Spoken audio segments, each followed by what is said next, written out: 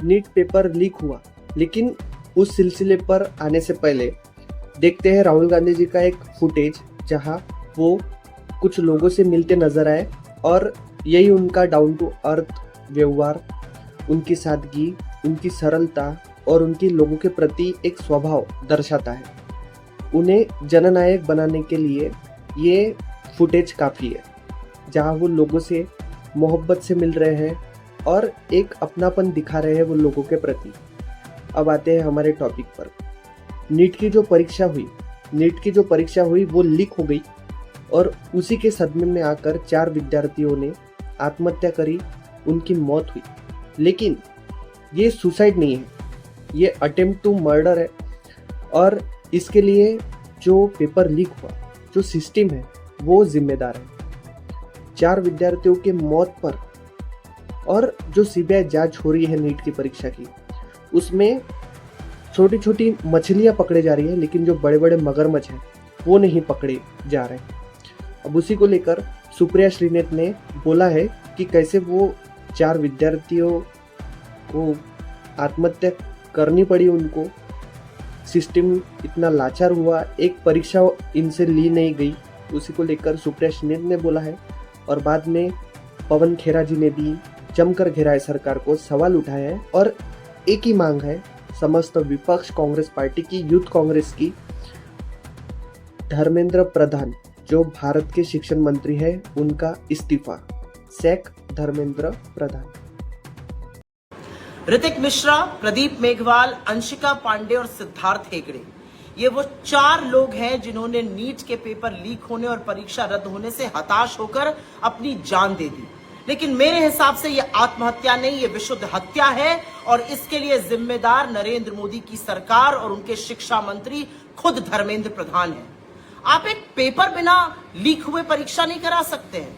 आपको अंदाजा है कि इस मानसिक यंत्रणा से बच्चों को जूझना पड़ता है? आपको कोई अंदाजा है कि माँ बाप कैसे पेट काट कर बच्चों को पढ़ाते हैं? क्या आप जानते हैं कि प्रदीप मेघवाल के माँ बाप ने सीकर में जमीन बेचकर उसको पढ़ाया और आज वो इस दुनिया में नहीं रहा? आपको कोई अंदाजा है कि इन बच्चों पर, उनके परिवारों पर क्या बीतती है? अगर आप ठीक से परीक्षा नहीं करा सकते तो नैतिक जिम्मेदारी तो निभाइए, अपने पद से इस्तीफा दीजिए। और अगर ये इस्तीफा नहीं दे रहे हैं नरेंद्र मोदी जी, तो इनको बर्खास्त कीजिए, आज बर्खास्त कीजिए, अभी बर्खास्त कीजिए। क्योंकि आपकी सरकार का, आपका और आपके मंत्री के नाकारेपन का जो कीमत है वो कब तक इस देश का युवा उठाता रहेगा? बर्खास्त कीजिए धर्मेंद्र प्रधान को और युवाओं को एक मैसेज दीजिए कि आप देश के युवाओं की रक्षा करना चाहते हैं, आप उनके हित की बात करना चाहते हैं, आप पेपर लीक और परीक्षा रद्द होने के खिलाफ हैं। वरना पेपर लीक माफिया बीजेपी से जुड़ा हुआ है, उसके घर के बच्चों का नीट में इम्तिहान में सिलेक्शन होता जा रहा है, लगातार 5-5 बच्चे सिलेक्ट हो रहे हैं और बाकी बच्चे आज अपनी जान देने को मजबूर है, जिसके दोषी, जिसके आरोपी, जिसके जिम्मेदार खुद धर्मेंद्र प्रधान है। इस साल फिर नीट के एग्जाम्स के पेपर लीक हुए हैं, इस बार व्हाट्सएप के जरिए हुए हैं और हर साल की कहानी है।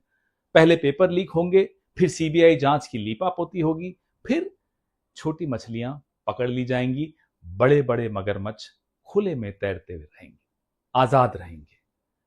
ये एग्जाम्स, ये परीक्षा बच्चों की नहीं हो रही, ये इम्तिहान बच्चों के माता पिता के सब्र का हो रहा है, मेरे और आपके सब्र का हो रहा है।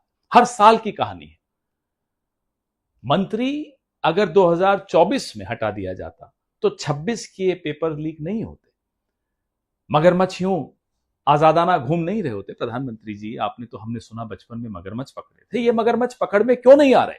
क्या इसलिए कि इन मगरमच्छों के तार भाजपा के नेताओं के साथ जुड़े हुए हैं? राजस्थान में तो वो सरेआम भाजपा का पदाधिकारी है और वो खुद बोल रहा है कि बड़ी मछलियां आजाद हैं, हमें पकड़ लिया।